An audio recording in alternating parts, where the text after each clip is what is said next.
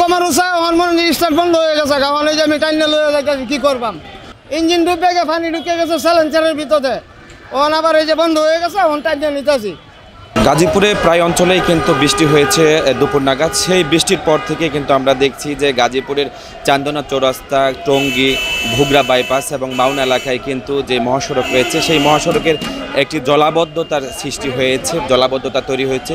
তার কারণে কিন্তু আমরা দেখছি যে ঢাকা ময়মনসিংহ মহাসড়কের ভুগরা বাইপাস থেকে গাজীপুর চৌরাস্তা পর্যন্ত যে যানবাহন রয়েছে সেই দূরপাল্লার যানবাহনের কিন্তু একটু ধীরগতি রয়েছে। আমি এই মুহূর্তে রয়েছি গাজীপুরের চান্দনা চৌরাস্তা এলাকায়। আমি যদি একটু দেখানোর চেষ্টা করি, আমি যেখানে রয়েছি ঠিক সেখানেই কিন্তু একটি জলাবদ্ধতা তৈরি হয়েছে মহাসড়কে। আমরা দেখছি যে বৃষ্টির শুরু থেকেই কিন্তু আমরা এখানে রয়েছিলাম এই এলাকাতে। এরপর থেকেই কিন্তু আমরা দেখছি যে বৃষ্টি হয়েছে, ভারী বর্ষণ হয়েছে। সেই বৃষ্টিতেই কিন্তু এই ঢাকা ময়মনসিংহ মহাসড়কের যে চান্দনা চৌরাস্তা এলাকায় সেখানে কিন্তু একটি জলাবদ্ধতা তৈরি হয়েছে।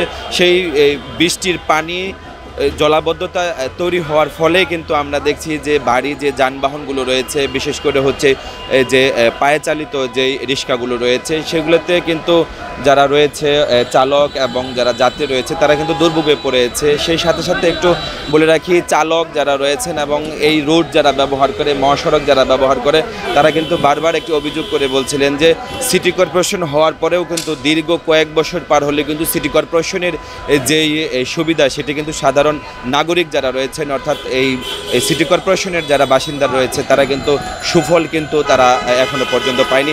ড্রেনের পানি শেষ হয় না, ময়লা জমা পুরো রাস্তায় ব্লক পানির কারণে। এটা পরিষ্কার চাই।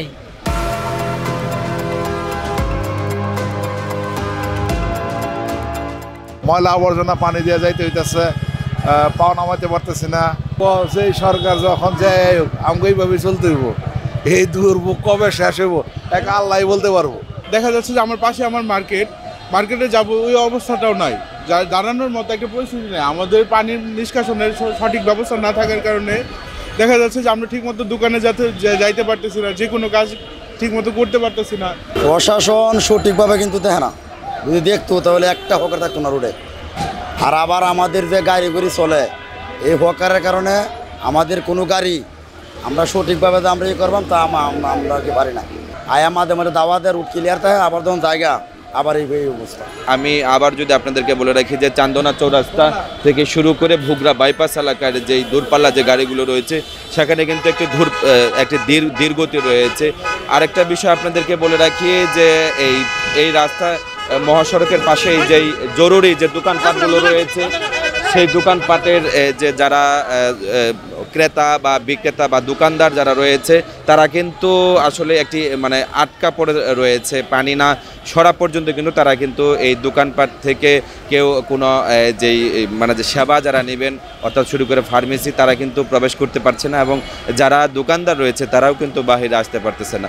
তো আসলে মূলত হচ্ছে এই পুরো যে চান্দনা চৌরাস্তার যে এলাকা মহাসড়কের আসলে এই জলাবদ্ধতার আসলে একটি যে দুর্ভোগ এটা আসলে কিন্তু চরম আকার ধারণ করছে। আমরা দেখছি যে এই পানির কারণে যে ইঞ্জিনগুলো রয়েছে যে সেই ইঞ্জিনগুলো কিন্তু গাড়ির ইঞ্জিন কিন্তু বিকল হয়ে পড়েছে। সেই সাথে সাথে আমরা দেখছি যে রাস্তার এই পার থেকে অর্থাৎ ওই পার থেকে এই পার আসার জন্য কিন্তু অনেকেই কিন্তু যারা সাধারণ যারা যাত্রী রয়েছেন অর্থাৎ যারা সেবাগ্রহীতা বা এখানে যারা সেবা নিতে আসছেন ফার্মেসি থেকে শুরু করে পাশেই কিন্তু রয়েছে যে এখানে মার্কেট রয়েছে, সুপার মার্কেট রয়েছে, তবে সেখানেও কিন্তু যে আসলে লোকজন যারা সাধারণ যাত্রী তারাও কিন্তু আসলে প্রবেশ করতে পারছে না। তো এই ছিল আমার কাছে গাজীপুরের যে বৃষ্টি হওয়ার পর যে জলাবদ্ধতা সেখান থেকে সর্বশেষ।